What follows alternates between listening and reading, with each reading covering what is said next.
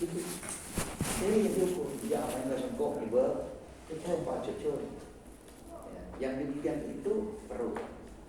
Oh, iba,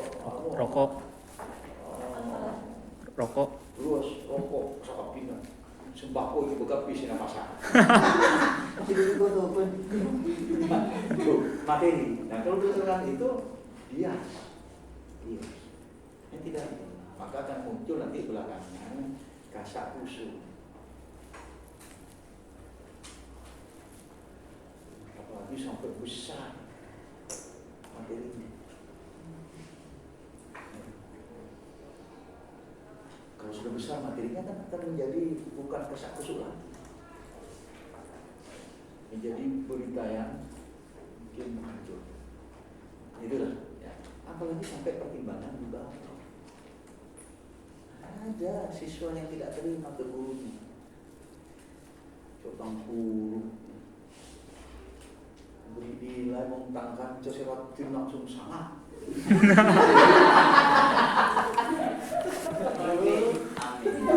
Orang berharap orang pada lagi ada saya pentong. Gitu kayak itu. Itu betul-betul didasarkan. Kalau ada itu kita dalam pengertian jangan dilanjutkan. Ada cara yang bersifat akademis. Apa caranya? Yaitu tidak ada akar, tidak ada rokan. Melalui apa? Melalui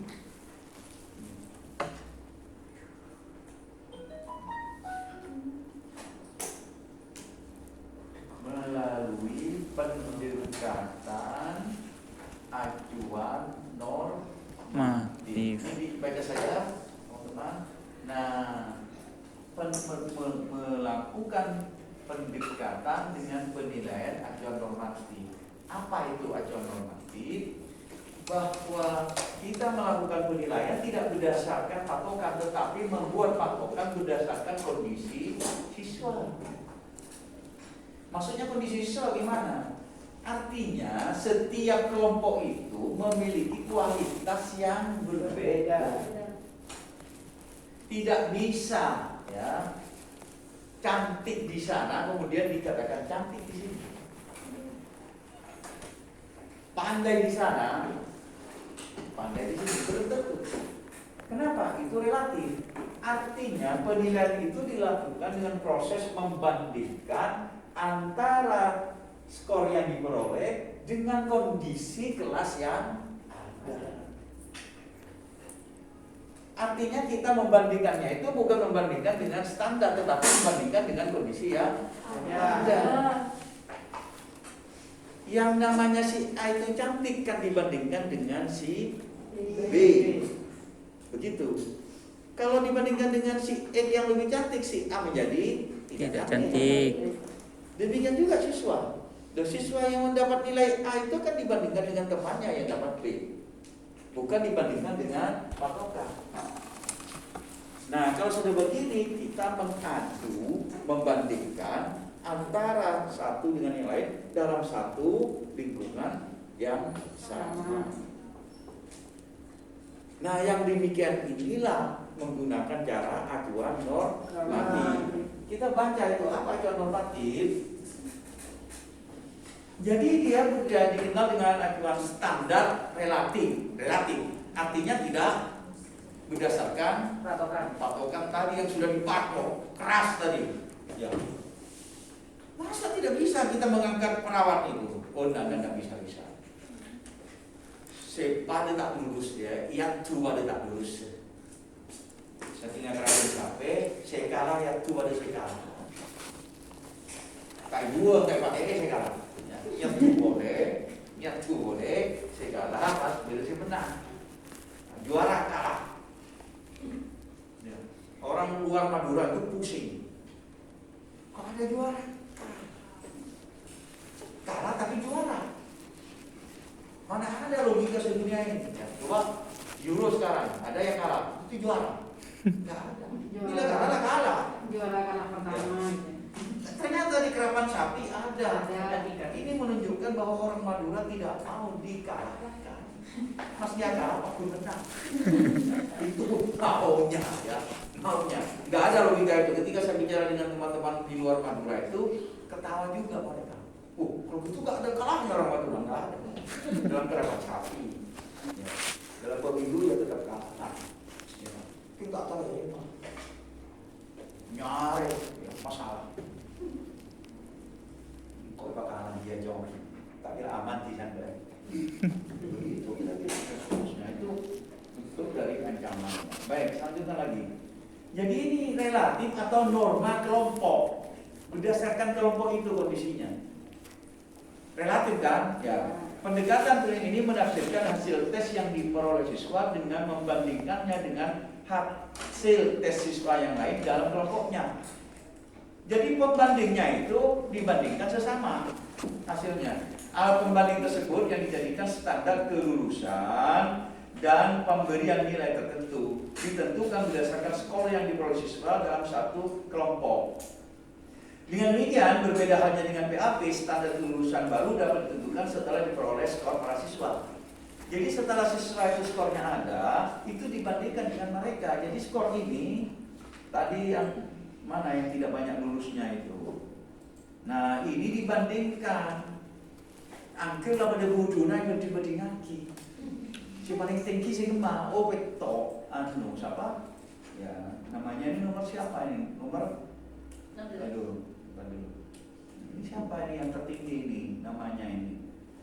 Gani ya? Gani, Pak, Ustaz, zaman ini. Nah, ini kan dapat C.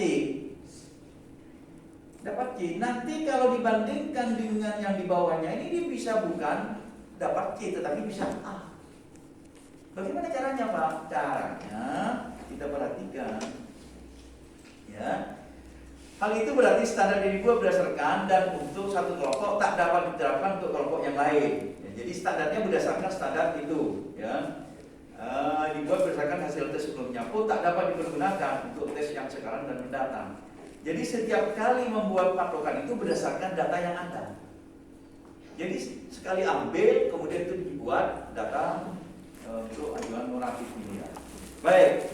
Pendekatan PAN ini mendasarkan ini pada asumsi distribusi normal.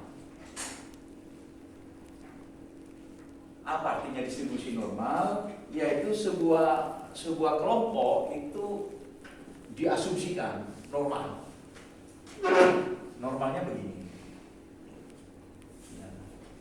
Jadi kelompok tinggi, kelompok rendah ini sedikit.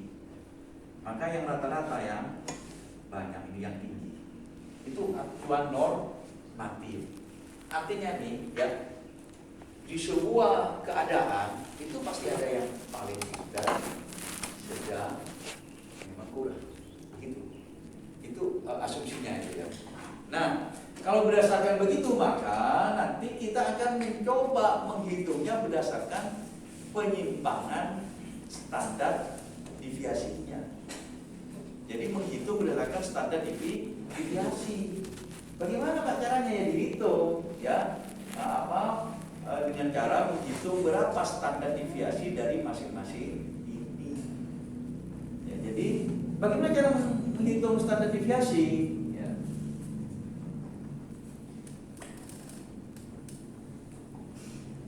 Cara menghitung standar deviasi di penghitungan langsung ini kalkulator ya.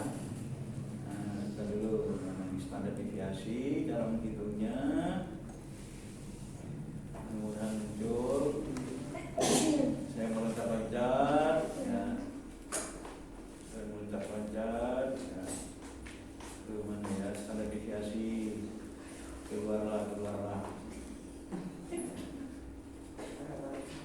yang belum sholat segera sholat, yang belum makan tunggu dulu saatnya belum. Ini simpangan baku standar deviasi ya, deviation standar dan deviasi. Caranya adalah X itu sama dengan X dikurangi rata-rata. Jadi penyimpangan dari setiap anak itu dihitung. Ya, kemudian menggunakan rumus ini Jadi X-nya ini X kecil, nah ini yang sudah saya tuliskan, X-nya X kecil. Sigma E kuadrat dibagi N baru diakan. Jadi yang perlu dicari adalah setiap anak itu dicari penyimpangan X-nya, X kecil, dikuadratkan. Jadi langsung prakteknya begini kepada anak ini. Jadi kita akan melihat ya. Kita delete aja ini. Jadi prakteknya delete. Oh, maka kita akan melihat ini X kecil ya, bukan X besar ya. Ya, X kecil sama dengan tadi X besar dikurangi rata-rata X ya. Rata-rata X ya. Gimana ini caranya rumusnya nih? Rata-rata X ada tandanya di atas itu ya. Ya, yang tidak bisa dianukan ini ya. Bisa saya praktekkan ya. Set simbol. Kita dulu. Kalau dipraktekkan berarti set simbol ini. Lama ini ya. Mana set simbol itu? Sudah tidak sini set simbol ya. Set simbol. Ini berarti.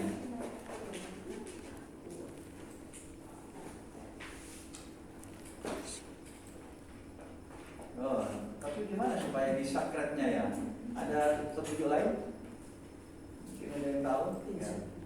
Susah ini ya. Oke lah, begini tandanya sementara dulu. Ya. Baik saudara, berapa nih data ini? Jadi kita harus menghitung rata-ratanya dulu. Berapa rata-rata yang diperoleh bisa dari angka ini, bisa dari angka ini. Oke lah, kita coba menggunakan angka nilai akhir ini. Ya, kita sigma ini, sigma E. Kita hitung sigma X-nya berapa, baru kita cari rata-rata. Jadi rata-rata E, rata-rata ya, itu sama dengan ini dibagi 30. Nah, begini ya. Rata-ratanya 36 berarti. Nah, kita coba lihat. Ya, 36 rupanya ya. Ya, persis ini ya. Oke, 36 rata-ratanya. Berarti di sini kecilnya adalah sama dengan nilai akhir. Ya, nilai akhir dikurangi 36 ya. 36 tadi kan rata-ratanya. Nah, ini dapat 20. Mari kita coba ke bawah. Kita coba ke bawah, angkanya akan muncul. Nah, ini ada yang negatif ya. Yang negatif. Kok 104 ini ya? Apa ya? Nilainya tadi itu. Jumlah. Oh iya. Kok bisa ya? Jumlah. Jumlah. Ya, ini kok dihitung sih? Ya.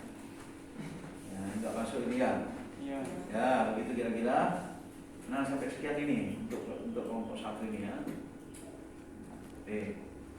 Kita coba sekian ini apa ini? Ya. Nah, ini sudah X kecil ini ya. Ini X kecil. Nah, untuk X kecilnya kita coba lagi di ya dalam rumus tadi kita harus mencari X kuadrat, sigma X kuadrat untuk melihat standar deviasi. Maka